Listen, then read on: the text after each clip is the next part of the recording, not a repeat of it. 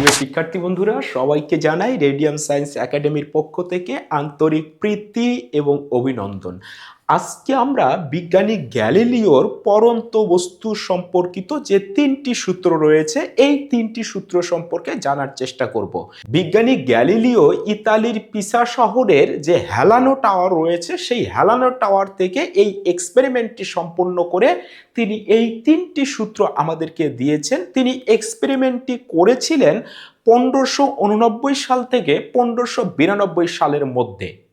গ্যালিলিওর পরন্ত বস্তুর এই যে তিনটি সূত্র রয়েছে এই তিনটি সূত্র তখনই খাটবে যখন ওই বস্তুগুলো স্থির অবস্থান থেকে পড়বে, অর্থাৎ আদিবেগ হতে হবে 0 এবং অবশ্যই যে মাধ্যমে বস্তুগুলোকে ফেলা হবে সেই মাধ্যমের কোনো বাধা থাকা যাবে না, অর্থাৎ বিনা বাধায় পড়তে হবে, অর্থাৎ বায়ু থাকা যাবে না, কারণ বায়ু থাকলে বাধা দেবে, বায়ুশূন্য মাধ্যমের প্রয়োজন হবে। বিজ্ঞানী গ্যালিলিও তার প্রথম সূত্রে বললেন যে স্থির অবস্থান থেকে অর্থাৎ আদিবেগ 0 এবং একই উচ্চতা থেকে বিনা বাধায় কোনো বাধা পাওয়া যাবে না, অর্থাৎ বায়ুশূন্য মাধ্যম যদি হয় তাহলে সমস্ত বস্তু একই সময়ে একই দূরত্ব অতিক্রম করবে, অর্থাৎ একই পথ অতিক্রম করবে।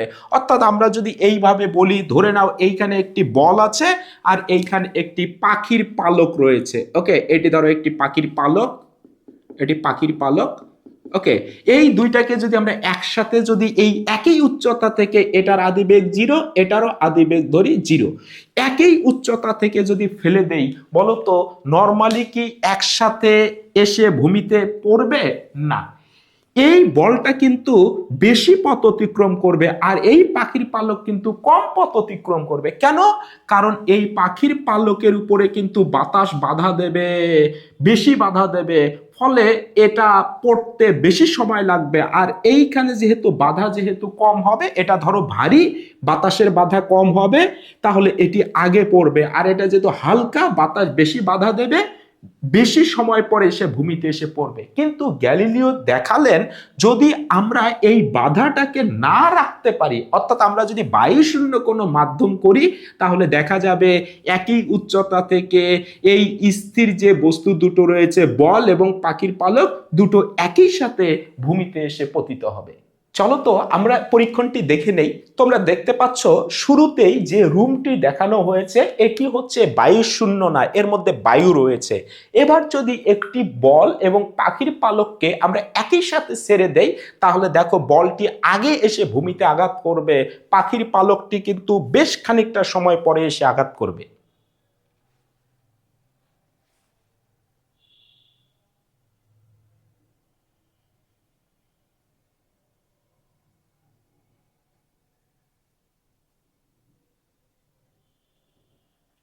এবারে রুমটিকে যদি আমরা বায়ু শূন্য করি, অর্থাৎ বায়ু যদি বের করে নেই, ভ্যাকুয়াম যদি আমরা করি, তাহলে এবার বল এবং পাখির পালককে যদি আমরা একসাথে ছেড়ে দেই, তাহলে একসাথে ভূমিতে এসে আঘাত করবে। তোমরা দেখে নাও।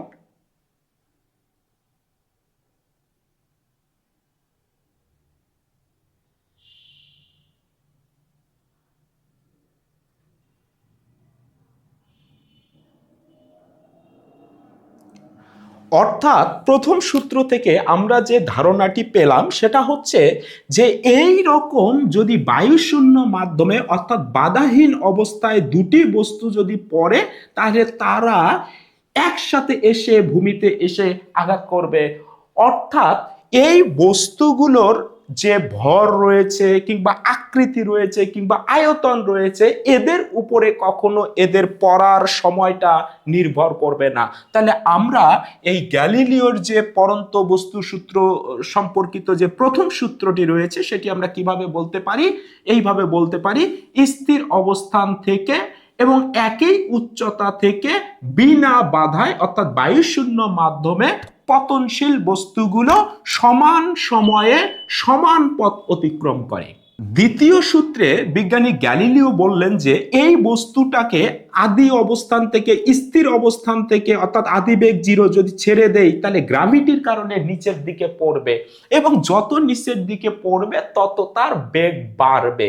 এই কোনো নির্দিষ্ট সময়ে অর্থাৎ স্থির অবস্থান থেকে বিনা বাধায় পরন্ত বস্তুগুলোর যে নির্দিষ্ট সময় পরে যে প্রাপ্ত বেগ, সেই বেগ ওই সময়ের সমানুপাতিক। অর্থাৎ সময় যত বাড়বে নিচের দিকে পড়ার সময় তাদের বেগও তত বাড়বে। আমরা জানি এই বস্তুটি যদি নিচের দিকে যদি পতিত হয় তাহলে এটা অভিকর্ষ ত্বরণে পড়বে অভিকর্ষ বলের কারণে। উনি বললেন ভি সমানুপাতিক টি। এই কথাটার অর্থ কি? দেখো, সমানুপাতিক কথার অর্থ হচ্ছে, এই প্রপোর্শনাল সম্পর্কের অর্থ হচ্ছে এই টি এর মান যে হারে বাড়বে ভি এর মানও কিন্তু সেই হারে বাড়বে। অর্থাৎ টি এর মান যদি 5 গুণ বাড়ে ভি এর মানও 5 গুণ বাড়বে। টি এর মান যদি 1000 গুণ বাড়ে ভি এর মানও 1000 গুণ বাড়বে, 999 গুণও না। ওকে, এবং এই সমানুপাতিক কথার অর্থ হচ্ছে এই ভাগফলটা হবে কনস্ট্যান্ট। দেখো, আমরা এইখান থেকে কি লিখতে পারি, ভি ইজ ইকুয়াল টু এই সমানুপাতিক চিহ্ন যদি তুলে দেই একটি কনস্ট্যান্ট সংখ্যা হবে, এখানে টি থাকবে। বলতো টিটাকে যদি এই পাশে নিয়ে আসি তাহলে V by T is equal to হবে কনস্ট্যান্ট। এইখানে সময় যখন 0 তখন আদিবেগ 0। ধরে নেই 1 সেকেন্ড পরে এই বলটি এই জায়গায় এসেছে, তাহলে এই জায়গাতে বেগের মান কত হবে? 1 সেকেন্ড পরে বেগের মান কত হবে? আমরা জানি v is equal to u plus gt. Okay, তাহলে এই মানটা হবে, ইউ এর মান কত? 0, তাহলে এই বেগটা হবে 9.8 মিটার পার সেকেন্ড। ওকে, ধরে নেই আরো 1 সেকেন্ড সময় অতিবাহিত হয়েছে, বস্তুটি এইখানে এসেছে, তাহলে টি এর মান টোটাল কত? 2 সেকেন্ড পরে। এইখান থেকে 2 সেকেন্ড পরে বেগ কত হবে? যেহেতু সময় 2 গুণ বেড়েছে, তাহলে বলো তো এখানে বেগও 2 গুণ বাড়বে, অর্থাৎ ভি এর মান হবে ইউ প্লাস জিটি। এই টি এর মান 2 বসাই, ইউ এর মান 0 বসাই, এই মানটি বের হবে 19.6 মিটার পার সেকেন্ড। ওকে, বেগের মানও দেখো এর দ্বিগুণ বেড়েছে, এটার দ্বিগুণ হচ্ছে এটি। আমরা যদি আরো সময় অতিবাহিত করি, ধরো টোটাল 3 সেকেন্ড সময় অতিবাহিত হয়েছে, তাহলে এই জায়গাতে বেগের মান কত হবে? U plus GT. তাহলে জি এর মান 9.8, টি এর মান হচ্ছে 3 সেকেন্ড, 29.4 মিটার পার সেকেন্ড। দেখো, এই 9.8 এর 3 গুণ হচ্ছে 29.4 মিটার পার সেকেন্ড। আমরা বলেছি যে এই জায়গাতে এই ভি বাই টি এর মান কনস্ট্যান্ট হবে। তুমি খেয়াল করে দেখো, এই ভি কে যদি আমি টি দিয়ে যদি ভাগ দেই, ভি ভাগ টি, বলো তো ভি এর মান 9.8 আর টি এর মান কত? 1, তাহলে এটি হবে 9.8 হবে। ওকে, কনস্ট্যান্ট মান এই দিকেও একই বের হবে। দেখো, খেয়াল করো, এখানে ভি এর মান 19.6, উপরে হবে ভি ভাগ টি। ভি এর মান হচ্ছে 19.6, ভাগ কত হবে? 2, এই মানটাও কিন্তু হবে 9.8। দেখো, একই মান, কনস্ট্যান্ট মান। এখানে কি হবে খেয়াল করো তো, উপরে হচ্ছে ভি, নিচে হলো টি। ভি এর মান কত? 29.4, টি এর মান হবে 3, তাহলে 29.4 ভাগ 3, এই মানটাও কিন্তু হবে 9.8, অর্থাৎ একই মান বের হবে, কনস্ট্যান্ট মান বের হবে। গ্যালিলিওর যে দ্বিতীয় সূত্রটি রয়েছে, এটা আমরা সুন্দর করে বলতে পারি যে স্থির অবস্থান থেকে বিনা বাধায় পরন্ত বস্তুগুলোর নির্দিষ্ট সময় পরে যে প্রাপ্ত বেগ, সেটি ওই সময়ের মানের সমানুপাতিক। আমরা জানি v is equal to u plus g t. বলতো এই ইউ এর মান তো হচ্ছে 0, তাহলে 0 লিখতে পারি, এখানে থাকবে জি টি। ওকে, তাহলে ভি ইজ ইকুয়াল টু হবে জি টি। বলতো জি হলো অভিকর্ষ ত্বরণ, তাহলে জি এর মান তো কনস্ট্যান্ট, তাহলে কনস্ট্যান্ট এবং সমান মিলে হয়ে যাবে সমানুপাতিক, অর্থাৎ ভি সমানুপাতিক টি। তৃতীয় যে সূত্রটি রয়েছে আমাদের গ্যালিলিওর, এটিতে বলা হয়েছে এই স্থির অবস্থান থেকে এবং বিনা বাধায় পরন্ত বস্তুগুলো নির্দিষ্ট সময়ে যে দূরত্ব অতিক্রম করে তা ওই সময়ের বর্গের সমানুপাতিক। বলতো এখান থেকেও আমরা কি লিখতে পারি? এখান থেকে আমরা লিখতে পারি, খেয়াল করো, বলতো H is equal to constant হবে, আর এখানে টি স্কোয়ার হবে, তাহলে এইচ থাকলো, নিচে টি স্কোয়ার হবে, ইজ ইকুয়াল টু কি হবে? কনস্ট্যান্ট হবে। ওকে, অর্থাৎ এইচ কে যদি আমরা টি স্কোয়ার দিয়ে ভাগ দেই তাহলে এই ভাগফলটাও কিন্তু আমরা সবসময় কনস্ট্যান্ট পাবো। একটু বোঝানোর সুবিধার্থে ধরে নেই এইখানে সময় যখন 0 তখন আদিবেগ 0, কোনো বস্তুটির স্মরণ হয়নি, মানে এখনো কোনো পথ অতিক্রম করেনি। 1 সেকেন্ড পরে ধরো বস্তুটি এইখানে পড়েছে, তাহলে এইটুকুর মান কত? ধরে নেই আমরা h1 ধরে নেই। ওকে, এইখানে h1 এর মান যদি আমরা বের করতে চাই, বলতো h1 ইজ ইকুয়াল টু আমরা জানি UT plus half g t square, কিন্তু ইউ এর মান তো 0, তাহলে এখানে হবে হাফ জি টি স্কোয়ার। আমরা এইখান থেকে মানটি পাবো 1 সেকেন্ড পরে। তাহলে টি এর মান যদি 1 বসাই, জি এর মান 9.8, এটি হবে 4.9 মিটার, অর্থাৎ 1 সেকেন্ড পরে 4.9 মিটার পথ অতিক্রম করবে। আমরা যদি 2 সেকেন্ড পরে হিসাব করি তাহলে কতটুকু দূরত্ব অতিক্রম করবে? দেখো তো, এই যে এতটুকু দূরত্ব অতিক্রম করবে, এইটুকু। আচ্ছা, এইটুকুর নাম দেই h2। তাহলে h2 ইজ ইকুয়াল টু কি হবে? Half g t square. বলো তো এবার, টি এর মান হচ্ছে 2 আর জি এর মান হচ্ছে 9.8। ওকে, আর এখানে হবে হচ্ছে 2 গুণ করলে হবে 4, 19.6 মিটার। অর্থাৎ এই আদি অবস্থান থেকে 2 সেকেন্ডে সে এই h2 এইটুকু দূরত্ব অতিক্রম করবে, নিচের দিকে পড়বে। আমরা যদি 3 সেকেন্ডের কথা হিসাব করি তাহলে 3 সেকেন্ডে এতটুকু অতিক্রম করবে, নাম দেই h3। বলো তো h3 এর মান কত হবে? h3 is equal to half g t square. G এর মান 9.8, টি এর মান হচ্ছে 3, 34.1 মিটার। যখন টি এর মান 1 সেকেন্ড তখন 4.9 মিটার।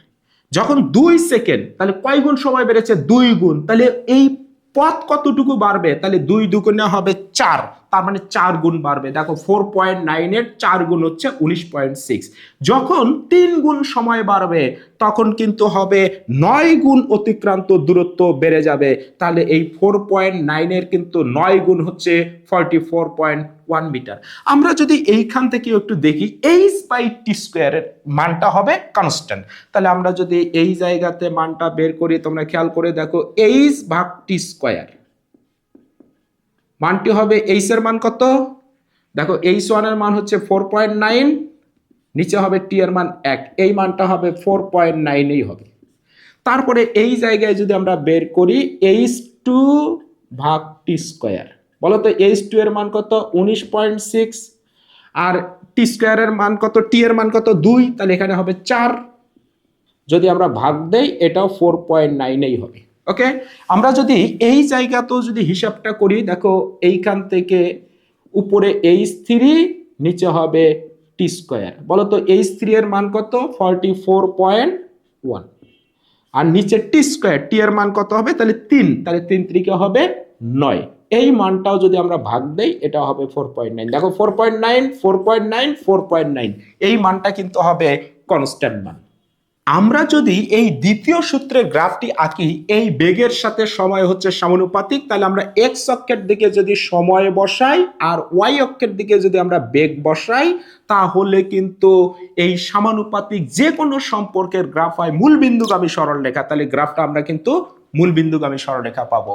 আবার যদি এই 3 নম্বর সূত্রের যদি আমরা গ্রাফটি অঙ্কন করি, অর্থাৎ আমরা যদি এক্স অক্ষের দিকে যদি বসাই টি স্কোয়ার, ওয়াই অক্ষের দিকে যদি বসাই আমরা এইচ, তাহলে এটিও কিন্তু হবে আমাদের মূলবিন্দুগামী সরলরেখা, কারণ সমানুপাতিক সম্পর্ক, এটিও হবে মূলবিন্দুগামী সরলরেখা।